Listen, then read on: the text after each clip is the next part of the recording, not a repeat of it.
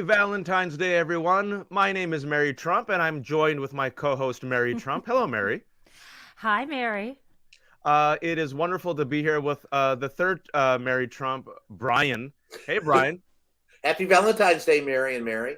Happy Hey. Valentine's Day, or Galentine's Day, as they say. Our lovely host that we love, Mary, is off today. She has asked Brown Mary Trump, myself, and Ashkenazi Trump, Jen, to step in and Shalom. lead us during this beautiful Valentine's Day, where I hope you have a loved one and receive immense love and flowers and candy and chocolate, and the industry makes an obscene amount of money. We have a lot to talk about in the defense of our fledgling democracy that could use some love. But first, because this is America, we have to start off on a sober note. Jen and I were just last night, we were thinking about, well, what are we going to talk about? Oh, yeah, the airborne toxic event. Oh, yeah, more UFOs. Oh, yeah, Georgia. And there was another mass shooting, this time at MSU, a university. 5 people dead, as we know, several injured, kids running around terrified. It's only February, Jen, and we've had about 70 mass shootings in this country in the year 2023 in the last 2 months. And for you, it is deeply personal because you got a text message that I hope none of us ever get. Can you share with us how you process the news? Yeah, I mean, for anyone who's listened to me for more than 5 minutes, I mentioned the fact that I'm from Michigan, like every other sentence. Are you from Michigan? Yeah. And so I got a message from my older brother, Adam, last night, Mm, sent to me, our other brother, Drew, and our mom saying that my nephew, Eli, this is what Adam wrote. He said, just so you know, Eli is here in Berkeley, which is a suburb of Detroit. He's here in Berkeley, and so he's not in danger from the active shooter at MSU. So that's a relief. I texted back, are his friends okay? And then Adam responded, I think so. And then I asked, why did he happen to be in Berkeley and not Lansing? mm, And Adam responded, came home to take his girlfriend out for Valentine's Day. So then I said, I'm weeping because, like, isn't that the sweetest thing in the world to begin with? And, like, what a relief. And then he said his friends are sheltering in place and they're all safe so far. So then I checked in with my first cousin, Lainey, whose son also goes to Michigan State. And I sent her a message and I said, how's Blake? And she said, he's sheltering in frat house, thank God. Your mom just called. And then she gave me a heart emoji. And then I said, if anyone lays a hand on him, I will go with you and destroy them. And then my cousin Lainey responded, God forbid, but I'll be your sidekick I'll be your sidekick shit kicker anytime. And mm. then she added this other thing, which is her mother, my Aunt Marlene, passed away 2 years ago, and it would have been her birthday the day before. And I'm just relieved, but then, it's not a relief. What the most ironic thing is when they said after they found the shooter dead, several miles off campus, they say, well, now the campus is safe. No campus is safe. No, And nowhere's safe, dear. and and I don't like this. It's an understatement, but it was enough before Columbine, and it was enough. It's been enough since. And why am I forgetting Sandy Hook? I just I got nothing to say other than I remember when we were in law school and all the, high priests of interpreting the Constitution bowing down to the Supreme Court who gave themselves judicial review in Marbury's versus Madison. And all of us could read that it said a well-regulated militia. And everyone said, oh, Correct. no, that's not what it means. I don't care what these people say it means. That's what it fucking means. And we do not have a well-regulated militia at all. This is chaos. There's no common sense gun reform. Even the Supreme Court, even Scalia thinks you can regulate, these semi-automatic weapons. Well, Jen, remember what Justice Brandeis said? That What? it doesn't, he said the Second Amendment doesn't say what the NRA believes that it says. And that the right to have it was horrible to me. Look, I was there and I left the building 15 minutes before the shooting at the newspaper in Maryland several years ago and was back at the White Oh House. my God, Brian. We had Yeah, a no, morning that, meeting. that, that was during the Trump administration, right? Yes, 2017. Yeah. Yeah, I was at an MDDC meeting. I was the president of the Maryland Delaware District of Columbia Press Association. We had an executive board meeting in the very office that was shot up. We Wait.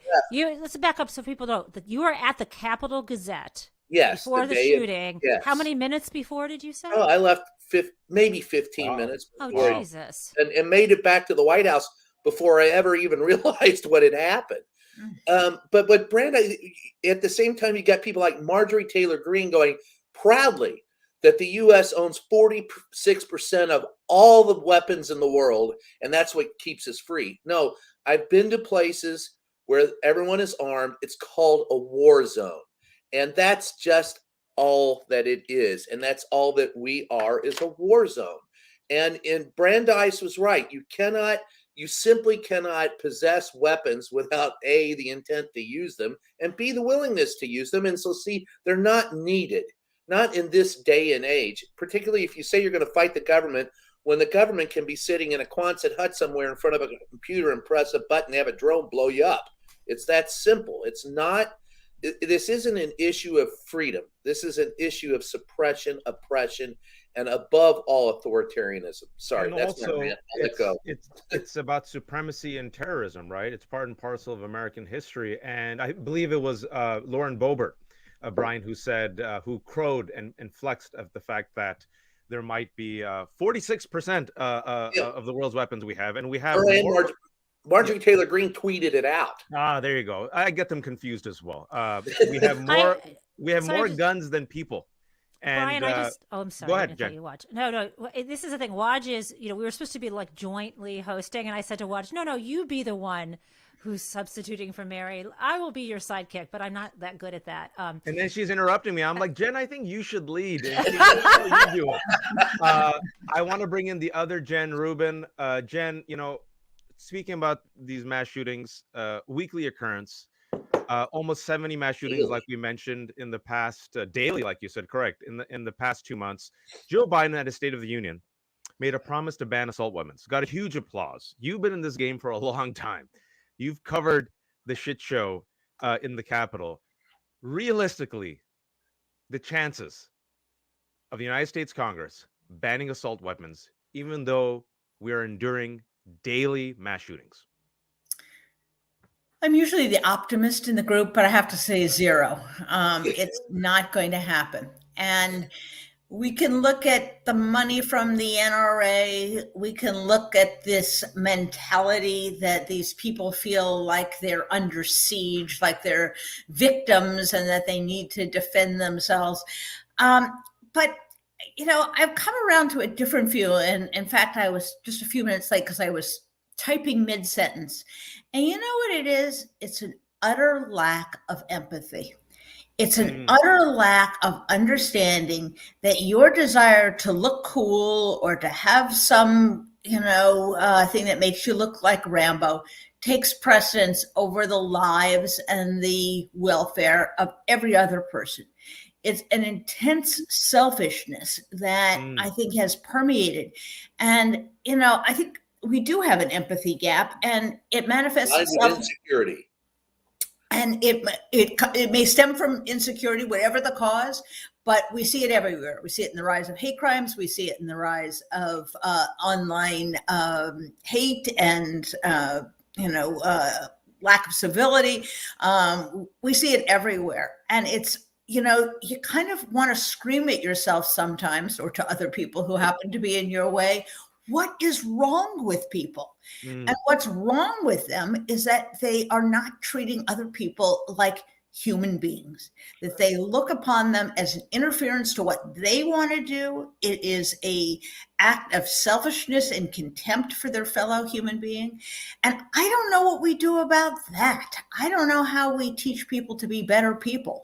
And we can go around solving small problems. We can try to regulate here and there. We can try to, pass a red flag law here or there. But I don't know how to make people care about the lives of little children. I mean, I'm just stumped. And some people have said, well, they need to see pictures of it. You know what? It doesn't work because they then you get kooks saying, "Oh, this is staged." You get kooks saying, "Oh, it's the media trying to horrify." Child actors. Yes, or they become indignant. You're just trying to, make this an emotional issue. Yeah, I really am trying to make it an emotional issue. I'm trying to get you to care about the bodies of little children. Yeah, dead kids should rile some emotions. Yeah, exactly. So I am depressed and unusual for me, who usually has a list of a 5-point plan that I think you can improve things with. I don't have a great answer to this one. I really don't. That's fair, Jen, because that level of exhaustion and depression, I think, the sad part is that since this is a daily occurrence, we get numb to it, and we shouldn't. That's the impulse we have to fight. The fact that there's dead kids in America is like, there'll be some more dead kids tomorrow. And, the history here, and I want to bring Danielle in and tie in something, which, Danielle, I think it's a badge of pride, but Danielle's been depressed about it all day. Guns have been used as the weapon of choice for white supremacy. It's to keep certain people in check. And those people have historically been black folks. The Second Amendment is for anyone and everyone except black people. When black people arm themselves, this country enacts gun control real quick. I'll take you back to California. And riling up the fear and the anxieties that Brian was talking about, especially of white rage, has always been a hallmark of political parties. Recently, it's the hallmark of the GOP. And speaking about the GOP and riling up animosity when it comes to race, Nikki Haley has announced that she's running for president. Sorry, you can do that. It's totally normal, Brian. It's totally normal. You can laugh, you can gag, you can throw up in your mouth. On behalf of all South Asians, as the cultural ambassador of my people in the racial draft, I dropped Nikki Haley. We drop and release Nikki Haley. But for the purposes of having Danielle, the Nerd Avenger, Nikki Haley drops this pathetic, shameless ad, race baits in the first 30 seconds, attacks races, diversity initiatives, uses women of color, uses AOC, and then who does she highlight right after AOC? Danielle Moody. So, Danielle, how does it feel like to be in the presidential ad of Nikki Haley? So I woke up this morning to text messages from my former firm who saw that they're like, "Oh my God, congratulations." And I do not feel congratulations. I feel like Nikki Haley is a piece of fucking trash, which I have said on a number of occasions. I find her to be absolutely reprehensible. There is nothing that disgusts me more than women of color who decide to become the handmaidens of white supremacy and patriarchy. There is nothing more disgusting and vile than to use the faces and work of Black women and women of color who are using their platforms and their voices in order to advance equity for all people in this fucking country. The way in which she has used her assimilation and her proximity to white maleness in order to advance her fucking disgusting career, and then wants to launch a career after leaving the Trump administration and think that she's going to rebrand herself in some type of way by going after wokeness. And by the way, I don't know what is in the fucking water, but she is the second Indian American to be doing this. Another person who I talked about on the New Abnormal, which is out today, is Vivek Ramaswamy, who is a half billionaire who is going to fund his own presidential campaign. Anti-woke billionaire, 37-year-old. New Yorker has labeled him as the CEO of anti-wokeness. And what I want people to understand is that what they are promoting, what they are advancing is a country that is completely and totally fucking asleep, so that you are dumbed down. You don't have any books on your bookshelves, have a hollowed out curriculum. You have no basic understanding of this country's founding, of the future, know how to compete globally or advance in their whole crusade in order to recenter and refocus white supremacy. So not all fucking skin folk are kinfolk. I've said this a number of times. It's one of my favorite colloquialisms, because what they are doing now, the GOP, is going to be using their little puppets of color in order to signal, right, that it's not just white men that are against, wokeness. Like, look, here's this brown puppet, and here's this brown puppet, and here's this Black puppet. And so the fact that Nikki Haley Haley launched her bullshit, disgusting campaign, which probably won't see itself out of her own state, on the backs of other women of color, just tells you every fucking thing that you need to know about Nikki Haley, which, by the way, I learned today isn't even her real fucking name. So much in the same way that people of color have come to this country and felt that they need to assimilate by changing names and changing the way that they look and all of these things in order to, again, assimilate into whiteness, just goes to show you who Nikki Haley is. I think she's gone way too soft on her, and I think Nikki got to her. I think, Danielle, what you're saying is that you're really excited about this, and you're gonna take a moment to really process your feelings before letting us know. Jen, Taub, if I may, real quick, can we do a quick roundtable? Nikki Haley's chances. Wait. Are you there? Yes. Can you hear me? Sorry, my thing isn't working for some. You can hear me though? Yeah, we hear you just fine. Okay. Yes. So I think, just, call me crazy, Danielle, but I think it's really weird that in Nikki Haley's ad, she has you, right? Has you with like the scary 1619 project. I think she may have mistakenly thought you were Nicole Hannah-Jones. Right, because all Black people look alike. Because, I mean, you look just like her. Is that, like... Why did she pick you? Because she's got, I mean, I know you're famous and you're totally just as big as AOC, but they've got this big, sign 1619. No, I'm kidding. She totally she thinks you're Nicole Hannah-Jones, right? It has to do with the fact that, one, also my face pops up right when you say racist, right? Right. As one of the many people and one of the only people who actually has woke in the title of their fucking show that I've had since 2016 because of people like her. I think it is a round of a lot of things, but her campaign saying, let's pick the Blacks and the Browns that we can decide to, it doesn't matter. It just matters that you're on television with a chyron that says, talking about the 1619 Project and racism. If you don't know what Nicole Hannah-Jones looks like at this fucking point, you are telling on yourself.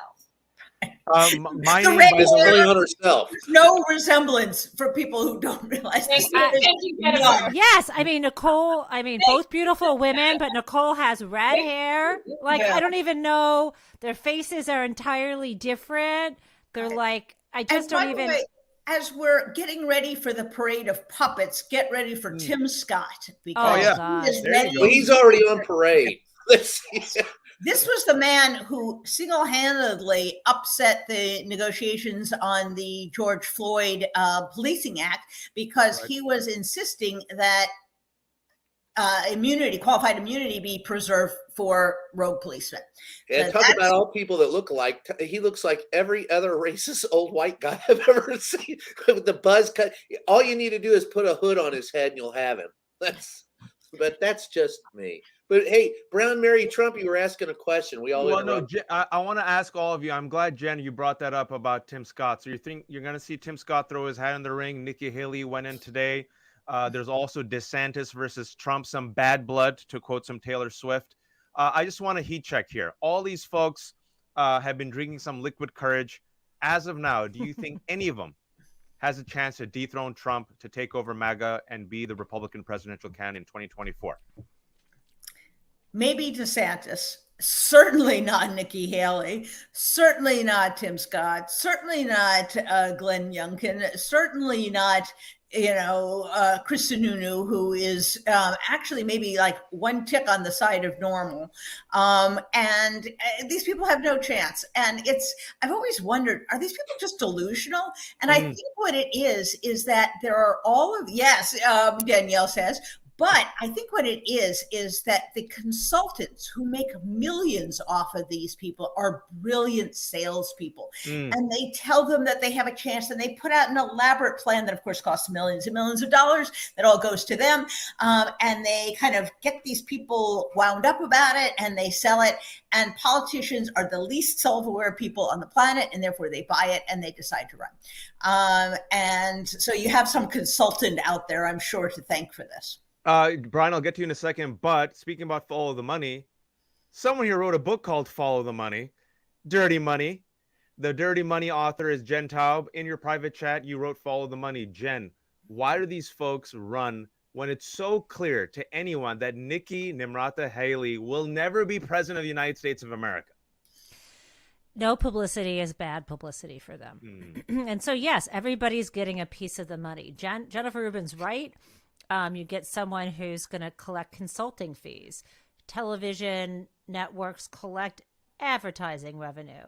Advertising firms collect advertising fees. And even these candidates, even though the way they use the campaign funds is very limited, they still get all this media attention, which leads to 7-figure book deals, even if the books don't sell. Maybe a Fox News signature. Is that how you say that word? Fox News Oh, gig? Nice. I've never said that word before. But yeah, I mean, there's a lot Like that Tulsi can come. Gabbard, who was a Other Democrat thing. once. Wait. You might also get an appointment to the cabinet. There's all kinds of and by dropping out, you maybe get your friends' business deals. I don't know. There's money makes this world go round. Brian, you said you have some insider info that is rather surprising. I think we all better be prepared for a shock. There's talk, and this is among members of the GOP that will speak to people outside of the GOP. So mind you, this is a small, select, but growing group. And I don't think that we've seen the nominee for the Republican Party raise his or her face yet. And the big fear that that Democrats have, and the secret desire of some Republicans, is the Cheney-Kissinger ticket. Should that happen? What? Wait, what? What? Hold on. So these are people who want to win above not winning and realize that what they have done is painted themselves into a corner. They are a growing, and it wouldn't have to be Cheney, and it wouldn't have to be Kissinger, but those are the two that are mentioned quietly on the side. I can't say this in public because I'd be roasted, but they would torch the Democrats. And then you have They're almost others. dead. What are you talking about? Pardon? Kissinger is like 1,000 years old. He's almost dead. Kinzinger. I'm sorry. I keep saying his name Oh, wrong. for fuck's sake. You Jesus guys Give me a break. are Christ. so- It's Gens morning are here on the so West my Coast, and I just had to God. talking about. Kinzinger. I thought you were talking about Dick Cheney and Henry No. Kissinger, but you're talking about Liz Cheney and Adam Kinzinger. For Adam fuck's sake, The Brian. best part is I always know I I know when Jen is Wait, so- lost, and I was just waiting for that moment. I just knew. She's like, her brain was like, Dick Cheney and Henry Kissinger are running. What? To finish my, Biden looked very young, by the No, way. go It's a ahead, great Brian, go ahead. explanation. so to finish my Adam mistake, Kinzinger. Adam Kinzinger, everyone. Yeah. Adam Kinzinger and not Dick Cheney, Liz Cheney. So the idea of a growing number of Republicans watching Jim Jordan fall apart, watching Boebert, and there were a lot of people who were really taken aback by George Santos' activity at the State of the Union, as well as Marjorie Taylor Greene. Those people who are going to try to reclaim the Republican Party are looking for as one member of the Republican Party told me, a less crazy son of a bitch to run. So they are in a position that if that continues, the biggest problem that the Democrats would have is if Cheney and Kinzinger ran. That because while right now they couldn't get out of a primary, they'd have a really good chance in the general. And so it remains to be seen because, as you said, money says everything. And of course, the way districts are gerrymandered and the way voting has occurred in many states is you're not going to win unless you go farther to the right, the Republican Party. But there are those who are beginning, and you can sniff it now, and it's early enough to see that they really don't have a front runner, even though Donald Trump claims he is. There are many people who are not fond of DeSantis and think that he cannot play on a national stage. Nikki Haley is loved just a little bit more than tonsillitis. And then Sununu is about as wonderful and endearing as a corpse. So and Scott, well, he, like I said, toss him a hood and he's in the KKK. So none of these people are appealing to those who've stuck around in the GOP, and they're looking for a candidate. I'm going to, think before there we is move on to the not next a topic. Go ahead, ghost Jen. of a chance Yeah, that ghost they of a will, chance. not a ghost of a chance that they will allow Liz Cheney anywhere near power ever Oh, I again. know. She has done the unacceptable, which is called them cowards and liars. And you know what they care more about than even winning the presidency is maintaining that they were right all along. And Right. there is no way their little egos are going to allow But her. Jennifer, that's the thing. That's the tipping point. Do they let their egos get in the way Yes, and they they lose? always do. Do they let their egos get in the Absolutely. or do they decide they want the win? Because No. that's where it comes down in the GOP. Real quick, Wait, before. wait. Breaking news. What? Yeah, wait. There's breaking news. Jen said, "What's the breaking news?" I've learned how to unmute. That's the breaking news. I just saw Mike Pence has filed a. I think we expected this, right? Mike Pence filing the federal lawsuit. I'm not seeing my challenge saying that he doesn't have to. Against Dick Cheney? No, so that to try to avoid having to. Jack Smith. Yeah. Oh, okay. Having to testify before the federal grand jury that Jack Smith has assembled. So some big news for those who weren't following. Just a couple of days ago, special counsel Jack Smith subpoenaed Pence. And he's overseeing the probes, of course, into former President Donald's potential criminal liability, especially when it comes to taking documents from the White House and storing it in Mar-a-Lago, and also his involvement in the January 6th insurrection. And we just found out right now that, as predicted, Mike Pence says, nah, I'm above the law like all the Republicans. I ain't going to follow the subpoena, which actually... Well, actually, let me just be clear. It's just like the New York Times adding to the... Like everyone else is saying he's going to, and now it looks like the Times has just confirmed it. So he hasn't...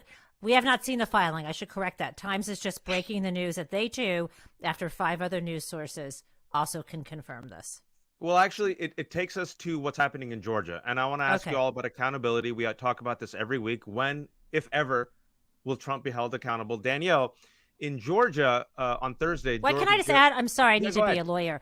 What's unique, what I hadn't realized, what's unique about his challenge is he's intending to use the argument, which is unusual, that as president of the Senate, he's protected under the speech or debate clause of the Constitution.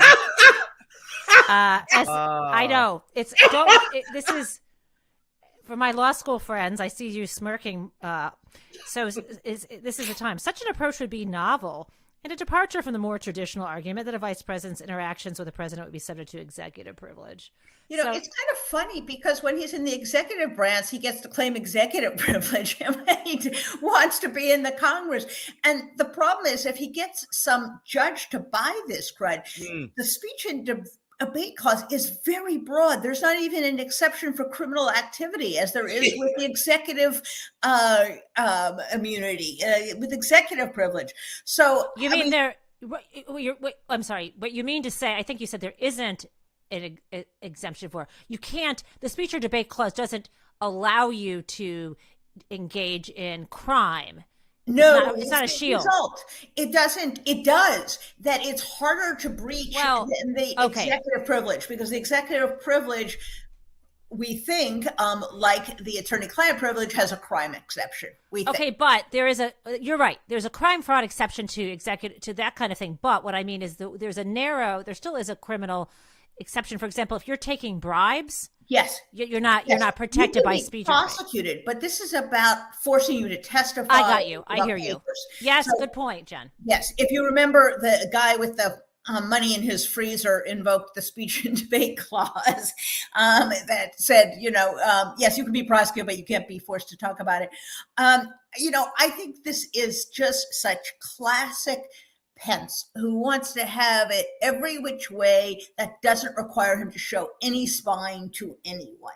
So he'll write a book saying, oh, this was really unwise, and he was telling me not to do my job.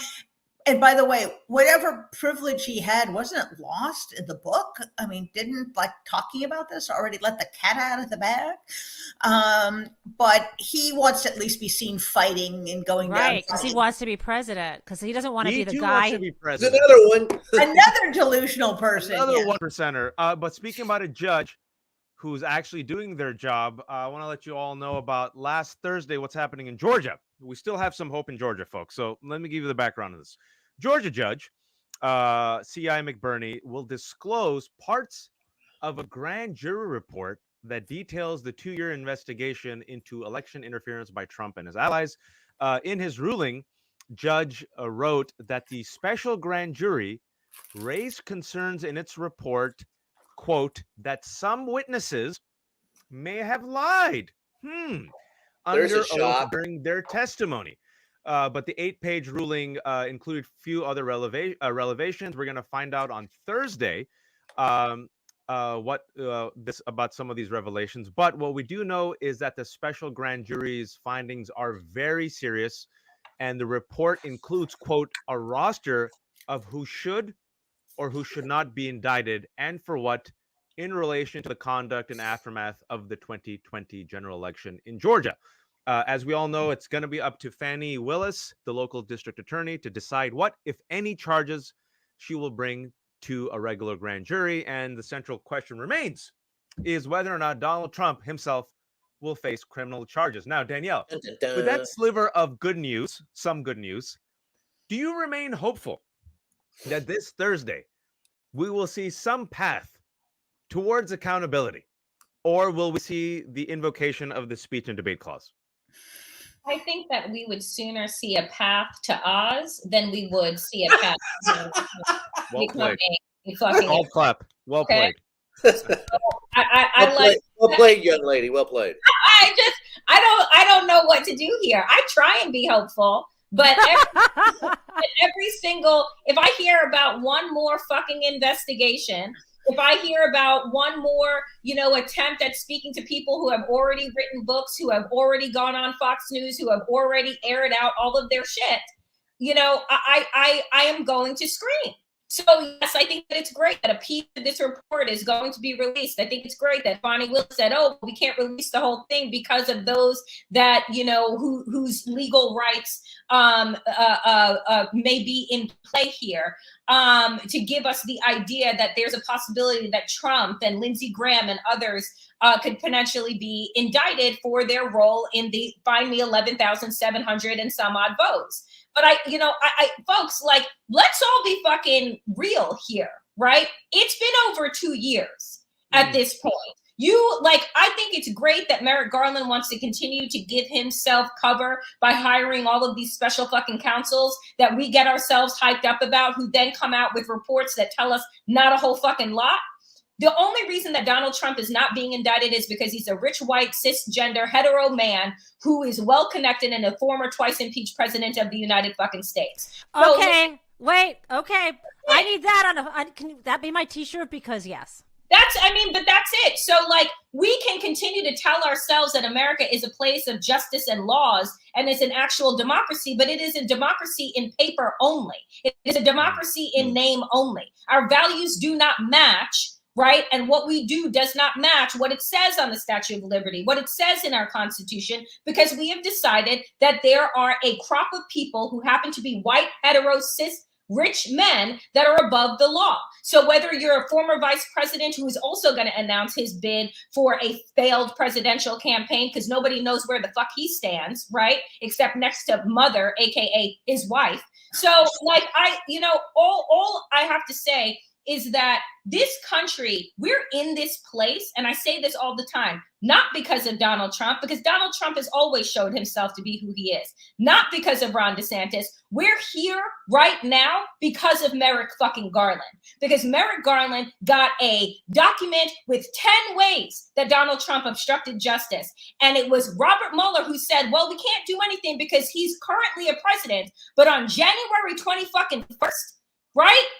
Of 2021, he was no longer president of the United States and could have been fucking indicted because the research had already been done and the report had already been put together.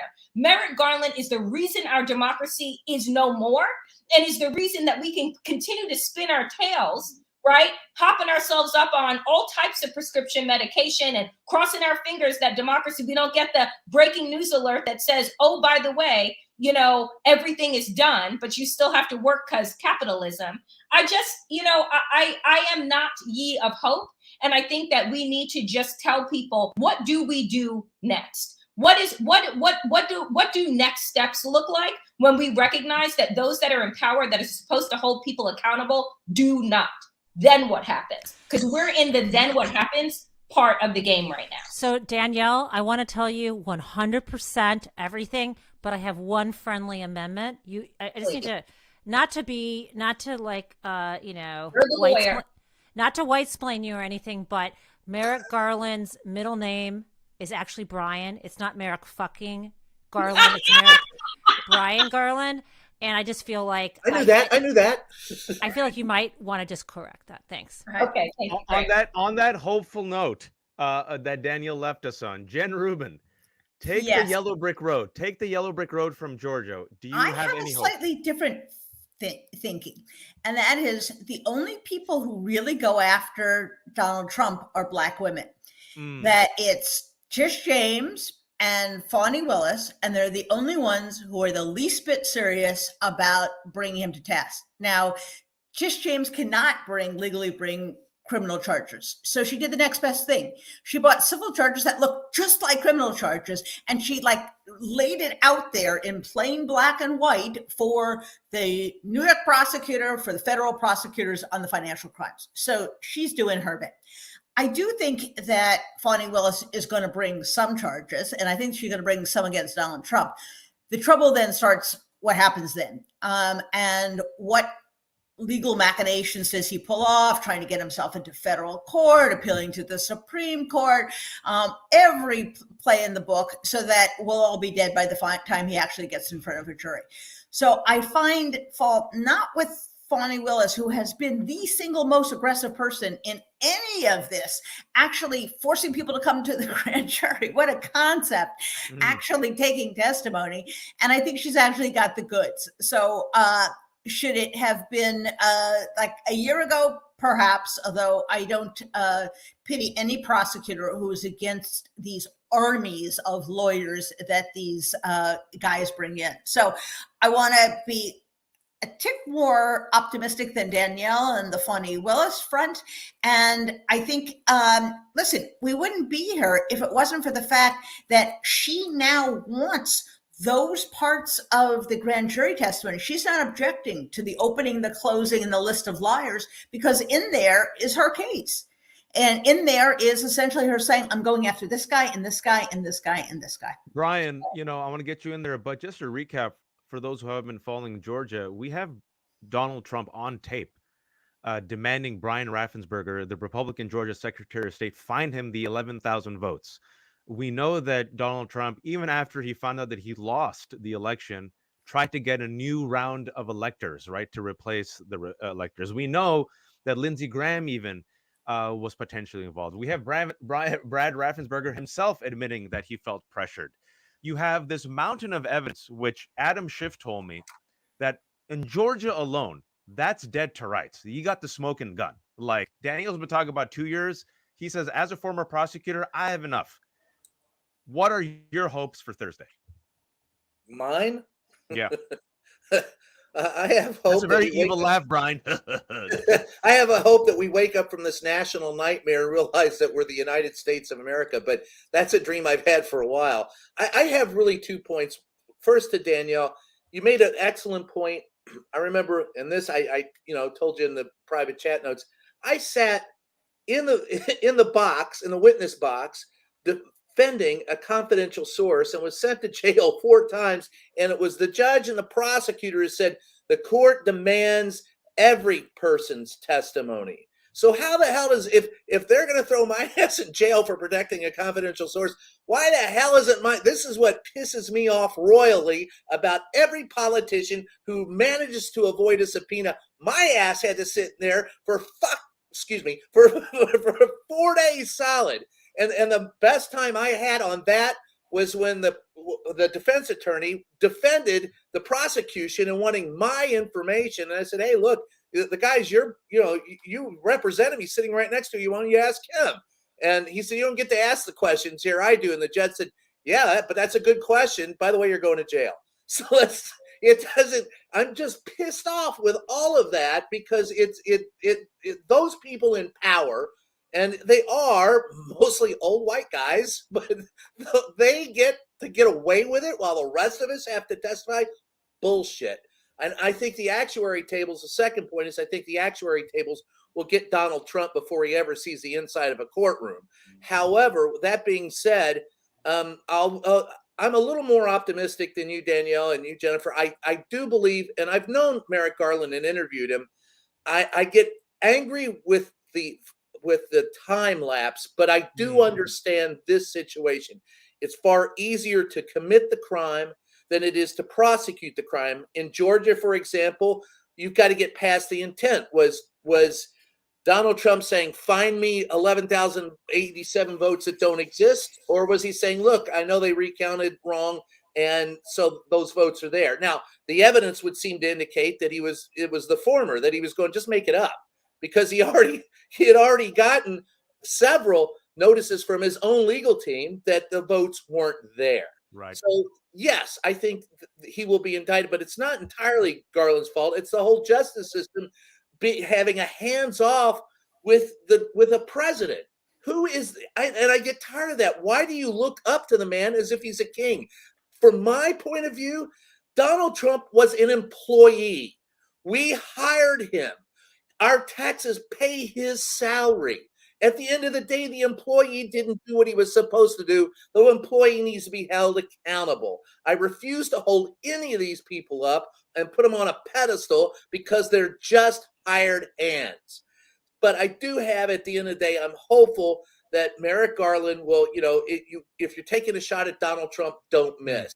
But at the same time, Merrick Garland, if you're going to take a shot at Donald Trump, please do so while he's on the playing field. You know what? I want you to put your money where your mouth is. If you get to place a bet, Go for it, baby. You know I love to gamble. Okay, here we go. I don't know if I should pick Georgia or if I should pick. Let's do the feds. Do you think? Okay, if you get to choose only, yes, Merrick Garland's Justice Department is going to indict Donald Trump in connection with the insurrection and or the documents. I don't care. Pick one. Yes. If you wait, hold on. If you bet yes and you're right, you get $5,000. Are these imaginary dollars? Well, I can't get this wrong. Wait, you bet yes and you're right. I'm sorry, and you get Monopoly money. 100,000. But if you're wrong about it, you get nothing about that. But if you bet no, he's not going to, and you're right, you get $1 million. Well, but if you're wrong, you get nothing. Which bet are you taking?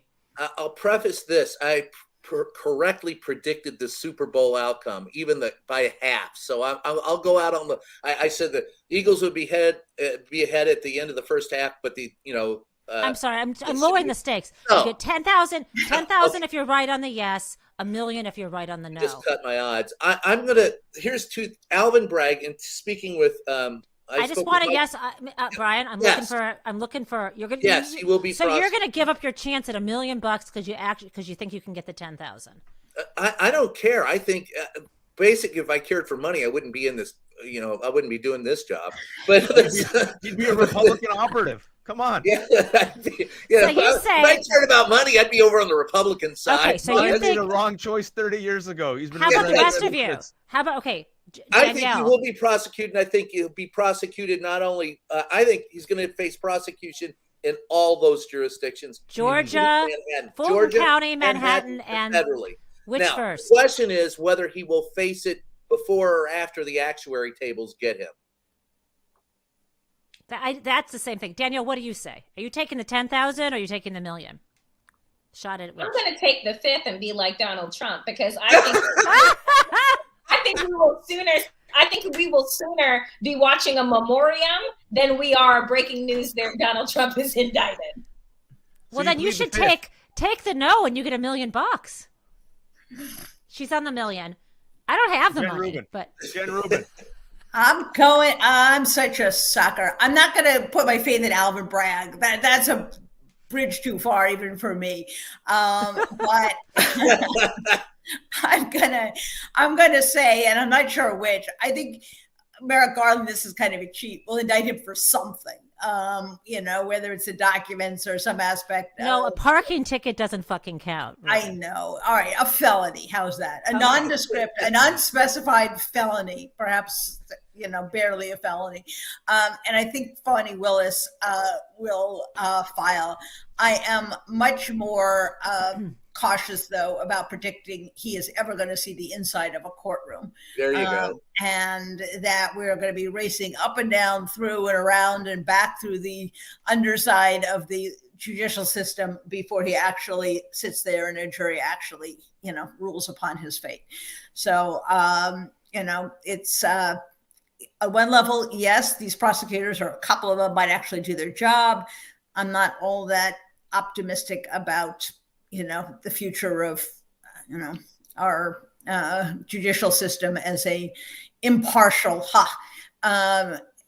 determination of the law. So, I mean, and let's face it, if he was an innocent person of color, he would already be serving 20 to 30 years. That's the irony, is that people who have a fraction or zero evidence of them would already be convicted and put away.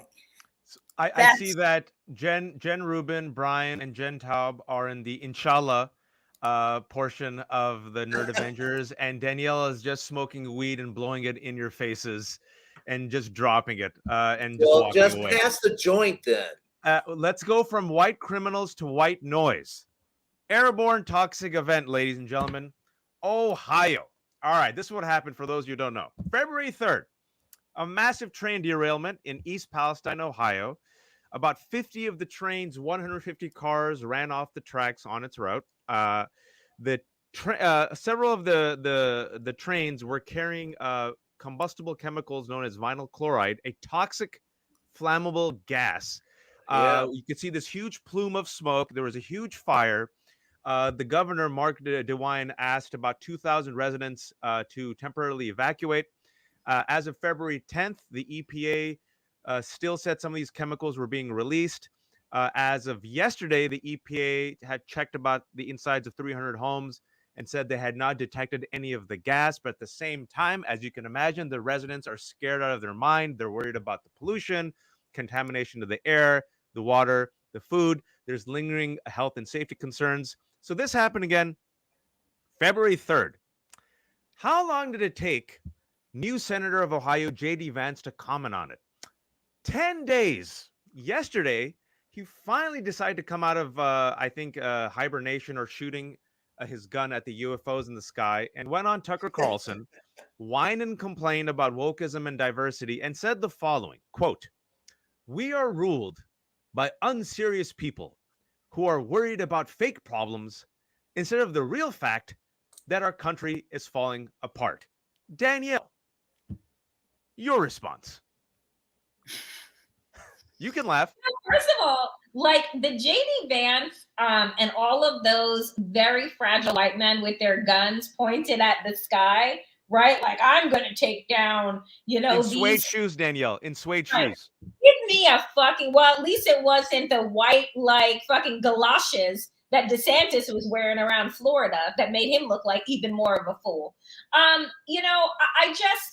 The fact that JD Vance became, was elected by those people, it's like, is it the messenger? Is it the message? Or is it the people that readily buy and consume this shit, right? That I need to be upset with? Is it JD Vance continuing on his campaign to show us, that he's in competition to be the worst? Or the people that gave him a platform and the voice and the power to do so?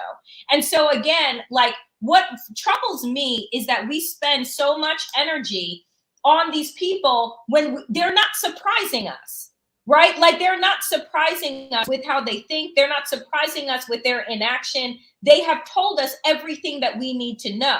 And the question is, what are we going to do with the information that they readily provide to us all, right? They want white supremacy. They want people to be sick. They don't want people to have health care. They don't want people to have Medicaid. They don't want people to have Social Security. They want us to live inside of the Hunger Games, Handmaid's Tale, and Black Mirror. That is their version of America. They are telling you everything, as you say, Waj, as the Scooby-Doo villain, as the Bond villain, like that they are announcing, right, what they are doing. So the question is, why do we continue to spin around and say, so what should we do? Maybe they'll change. Maybe we appeal to their hearts. You can't appeal to people who have no morality, right? Like that's the thing. So I feel like, again, my question is, what do we do next? Because shaming and blaming and trying to make people who are telling us every single day how devoid of empathy, compassion, and humanity that they are, hoping that we're going to sway them and the ilk that follow them. No, I'm more about activating the rest of us into moving out of a place of hopelessness and say, here's what you need to do. But I can't expect people who have continued to show us who they are, Maya Angelou, who continue to show us who they are, and us refusing to see them for who they are showing us to be. Jen Rubin, one thing we could do is probably invest in a robust EPA and infrastructure, but I digress. You wanted to say something before you head out. Yes, I unfortunately have to leave this august group momentarily, but I did want to say I would love for Tim Ryan, a very moderate, kind of inoffensive Democrat who ran for that Senate seat, to get up in that town and say, see, this is what you voted for. Because he sold you a lot of crap about wokeness, about guns, and now you have someone who won't lift a finger when your kids are in danger. Good luck. Next time, maybe not do this. And I think these people do have to be held accountable. Who is responsible? It's the people of Ohio. This isn't a gerrymandering process. This is the Senate. They got the whole state. And they not only voted for this guy, but voted for him by a lot, by like 9 points. So I feel desperately sorry for the children and for the people who didn't bring this on themselves. But you know what? We get the government we deserve. And the great people of Ohio, this is what you voted for. Jen Rubin, thanks for sticking by. Thanks for spending extra time with us. We'll see you next week. Brian, do you feel sympathy for these folks? I mean, Danielle and Jen make a good point. This is literally what they voted for. They voted against their own safety and security. I mean, it's like white supremacy. It's always self-destructive. Well, they voted against the people that they put in office, voted against an infrastructure raise in the rail safety of this country. So there's that. This is not the first time we've seen this in the United States. Vinyl chloride in that area has been a problem. There was a B.F. Goodrich plant. We know this. B.F. Goodrich blew up in Louisville, Kentucky in the late 60s. People came down with angiosarcoma, liver cancer, all kinds of problems because of it. The vinyl chloride, and here's final point on this, and then one final thought.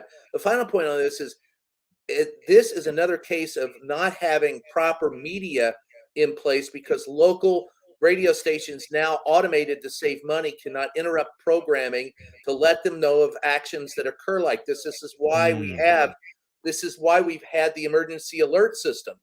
But it doesn't kick into place if there's nobody live to do it. And that's part of the problem in northern Kentucky and in southern Ohio and the part of Ohio where this occurred. And and I want to thank Danielle for giving me an inspiration for my column this week.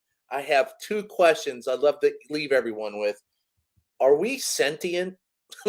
Are human beings really sentient? Because we don't seem to make independent decisions. We're incapable of critical thinking, and we follow bullshit too many times.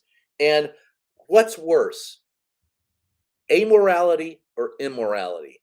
And I would I would posit that in the case of the GOP, it's not that they're immoral, it's that they are amoral. They have no care for anything other than themselves. Be they whatever they are, power mongers, or what they are actually. And the rest of us suffer because we don't hold them accountable. If we would just hold our elected officials accountable, I think we'd have a better situation. But if we're not sentient, we can't. So there you go. That's my thoughts for the day. And I want to thank you, Danielle, for pushing me in that direction. Well, there's good thoughts, but we actually have 5 minutes. If you could stick around, we'll Oh, look at okay. more thoughts. Jen, Tob, with the 5 minutes we have left, we have to mention, since Brian inspired me with his sentient animals reference, there is a fear and concern that we are not alone in the universe. And that there have been 3 unidentified objects in the air that the United States has taken down in the past 4 days. This is not and 1 identified. Oh, right, not including. Right. Not including, so there's 4 total, folks. There was a Chinese spy balloon that was the big rage in the early February. You might remember him. And then over the past few days, 3 unidentified objects of serious risk and concern to civilians. Right now, we still don't know what they were, who sent them, why they were there. John Kirby, spokesman of the National Security Council, said they have not really identified the source of the objects or what their purpose was, but very real threat to civilian air traffic. The reason why there's been a spike in actually spotting them is because NORAD is picking up more incursions because it's actively looking for them and has adjusted its radar system. But what we do know is that China has now retaliated and accused the U.S. of sending unauthorized high-altitude balloons. One thing we do know, folks, though, is the White House said, quote, "There's no indication of aliens or extracurricular activity." Jen Taub. Extracurricular or extraterrestrial? Extraterrestrial. Sorry. Extracurricular is for me because I'm married and I have kids.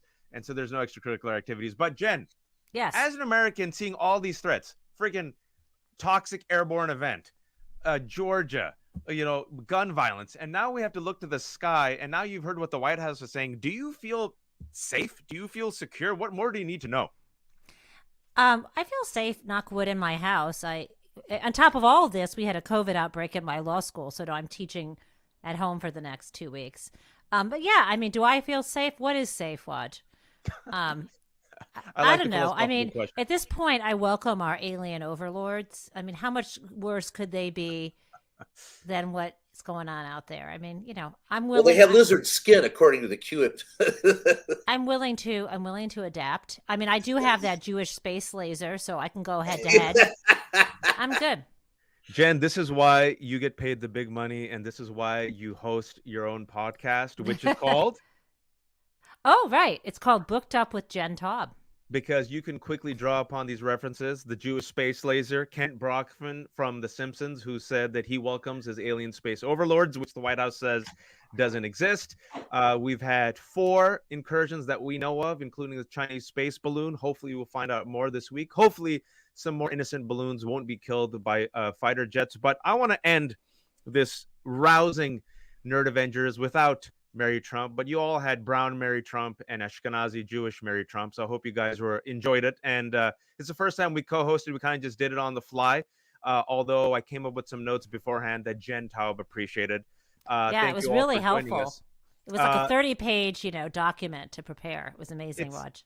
It's Valentine's Day, and to end on a hopeful note, it's a day where people are supposed to express their love and appreciation for each other, and companies make an obscene amount of money. And some people feel very sad and depressed, and some people feel that it's been commercialized to the point where it becomes gross. But hopefully, y'all feel some love. On this Valentine's Day, if you could give a Valentine to anybody in the universe, just some flowers, just some respect, who do you want to give a Valentine to, Danielle? I'm going to give a Valentine to Black women all day, every day, who have to deal with misogynoir in every single industry, in every single field, are often imitated, never duplicated, never congratulated. And so I give Valentines to all Black women today. Regardless of what society says, you are loved. Brian. I'm going to give one to my mom, who wrote me a letter. Okay, now I'm going to be mama's boy for a second, but my mom sent me a letter saying, "Who am I?" It was a page and a half long, and she recounted a time when she was in theater in high school, and she forgot her lines, and she made up a line, and it got a good laugh. And so she thought she was onto something. And the next day she was admonished before the entire school for that by the sister, the nun. Those of us who are Catholic understand where this is coming from, but if they can't beat you with rulers, they'll beat you with their words. And she was admonished in front of the entire school for doing it. And she felt touched by that her whole life. She raised 4 kids by herself, including one that was severely autistic. She's been my hero my entire life. And I wish her only the best on Valentine's Day. She's still with us. She's 83 years old, as feisty as they come, and just one of the most independent women I've ever met in my life. She broke a lot of barriers as a woman in business. And I remember her being chased around a desk by one of her bosses, and she turned around. I was there, and she turned around and threatened him and almost pulled like a Dolly Parton before it was cool in 9 to 5. She said, "You can do what you want to me, but if you touch me, you'll never have that hand again." And so I've just admired her my entire life for her fire, and she's given me my desires in life. She's given me my discipline in life. And on Valentine's Day, Mom, I love you. I wish only the best for you. Mama Karam, you deserve all the flowers, and thank you for raising a passionate son who sometimes interrupts Jen Taub, but we love him. We love him. Jen, who do you choose to be your Valentine?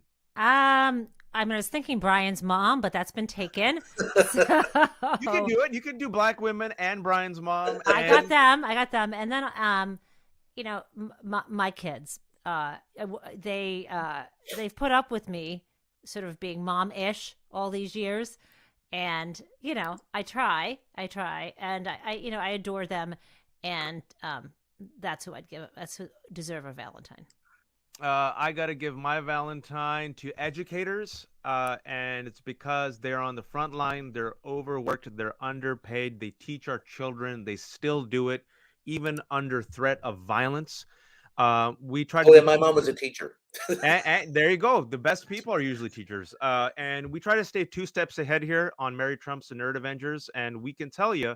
And Danielle and I talk about this all the time, that they're coming after educators and teachers in 2024. And I really fear for violence against these men and women who literally teach our children, folks. So respect and love to the teachers. And my Valentine, I will have to give to my wife, Sarah, who married me 10 years ago when I was completely broke.